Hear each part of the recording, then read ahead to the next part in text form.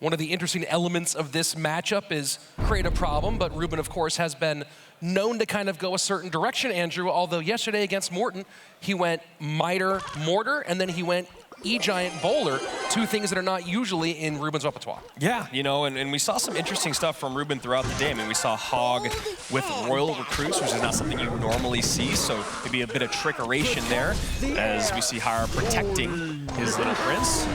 And a lot of cards that you would expect to see here. We got Bowler, we got Bar Barrel, and of course we have Little Prince with Evo to Archers.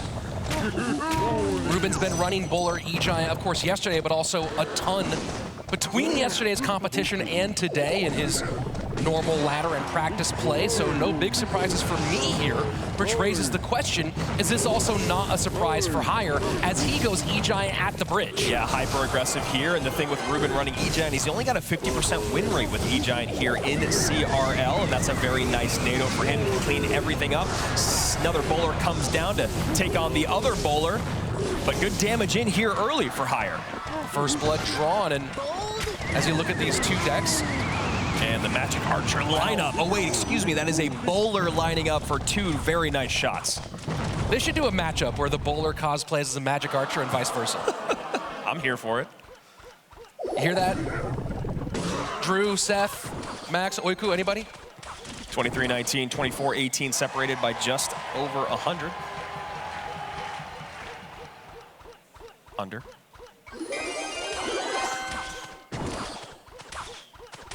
And Ruben playing nothing but defense so far as he sets up that E-Giant in the back. Kind of traditional when you look back at his 2020 run. He was very, very patient in single. You didn't see him go too crazy. We've seen a little bit of on and off with patience in terms of Ruben's gameplay. And honestly, here at World Finals, he's cleaned that up quite a bit.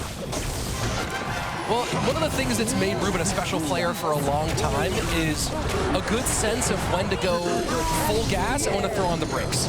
And I think that that's been lost a little bit over the last couple of years. And wow, yes, wow indeed. And we're seeing that, I think, on display in the last couple of matches is a really good idea, a really good concept of pacing.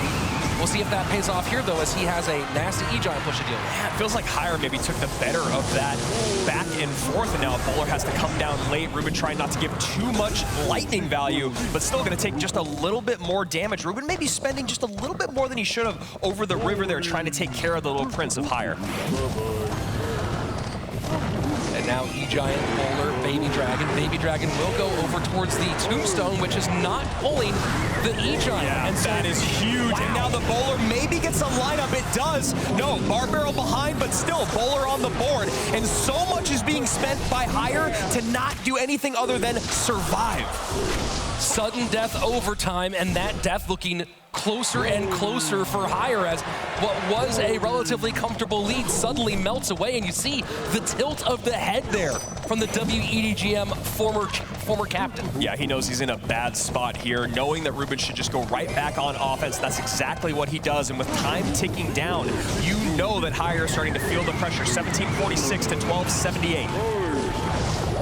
That's a nice NATO. Yeah, and you gotta imagine Ruben loves being able to keep his opponent's troops all on that side as Bowler just controls the bridge here. That E-Giant gets nowhere, and Lightning finally comes out at a very opportune moment for Ruben.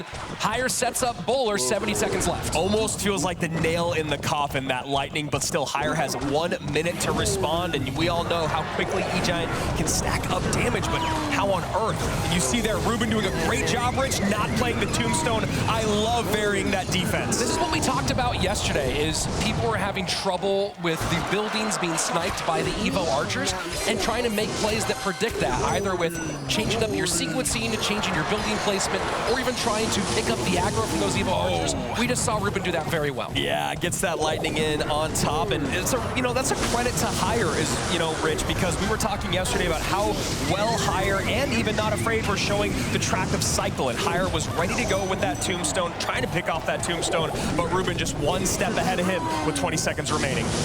And that's a nice E-Giant, just knowing there's not much you can do at that stage. Defend, but with 15 seconds left, this is going to leave pretty much no opportunity. And I don't even know if they'll get one because Lightning will be very close by. Hire already calling good game here, and Ruben putting Hire back to the wall next game. Face facing elimination. Two world-class competitors, nothing but respect for one another, but it did feel like things went awry for Hire early on once Ruben was able to start pacing the game, and it was really about the lightning value that Ruben kept getting over and over and over. Now, he did overextend just a couple times. And both players waiting to get into the action. Little Ice Spirit to open here. Ruben has been running alongside that E-Giant deck a ton of Hog in his practice. Another reason why I don't like the idea of a Hog Rider play here, as Hire probably has a read on that. Although, as you said, maybe being predictable is unpredictable. Hey, we saw you run Hog 30 times over the course of the last 24 hours, and here he goes. So he's going for predictable is unpredictable. Let's see if that pays off. Yeah, so far, look at the head shake of Ruben. He is not happy. Yeah, I mean, he's got Snowball to deal with. He's got the Bomb Tower to deal with, a fast cycle to deal with. And maybe being predictable was not the way to go here, but obviously still just the opening moments of this game number 2. Sometimes you look at some of these deck choices and you wonder if everyone knows that the internet exists, Andrew. Yeah, you know, and just to kind of add to that point for you guys that maybe you're sick of us talking about this, well, listen to this. Ruben ran Hog 40 times in CRL. The next closest deck was Wall Breakers, and that was 13 times less. That's such a wild difference, and here we go. Evo Knight to pick up the Phoenix and the Knight. Egg might pop, and just barely doesn't, courtesy of that last sword swipe. And a nice cheap but effective push coming in here, and Evo Knight meets Evo Knight, but stuck in, so those goblins will do light work of it. That's nice for Ruben. So first minute and a half gone, 25-72, the lowest tower for Hire. So far, Ruben with a little bit of chip he's taken at 28-30, but no significant damage as he adds to that lead with one more Hog shot. Yeah, not the best, I mean, not the defense that Hire really wanted to play, but he had to deal with what he was given. Doing a good job there was Ruben pressing the issue with that Firecracker up high. Phoenix down low, not going to be able to deal with that. Now the Loon comes out here for Hire.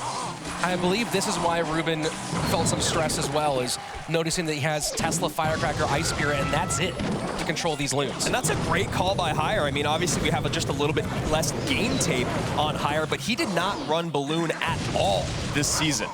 2092, so far so good for Ruben. The question's going to be when we get deeper into double and along to triple, what does this look like for him? And Miner does not go to the Firecracker, baiting out those goblins, gets arrows on top of everything, and the Balloon only gets some death damage.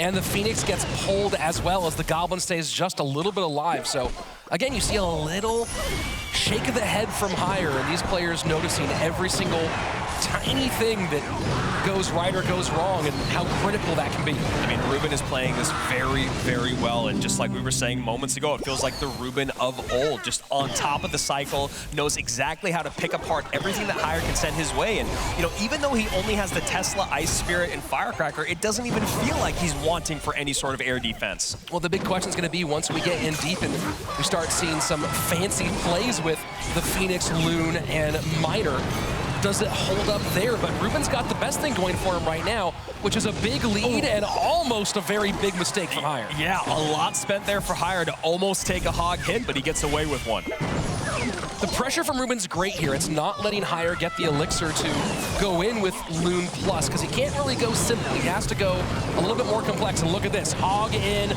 Snowball has to come down. And the Firecracker, Rich, that should do it. And now he's in spell cycle range. Ruben stays alive. Hire not giving up yet, but it is a tall mountain to climb. They have not seen the good game, which shows maybe he feels some semblance of hope. He has to go late Bomb Tower here, and there he goes. This is his only push. And that is a clean defense. Ruben knows it's over, and our former world champion stays alive as we say goodbye to Hire. What a performance from Ruben. Brilliant in the deck picks, but also brilliant in the gameplay as well. And that felt like a macro win more than anything. Ruben recognizing pressure is how he would win that game and just kept on pounding down the lane over and over again. And I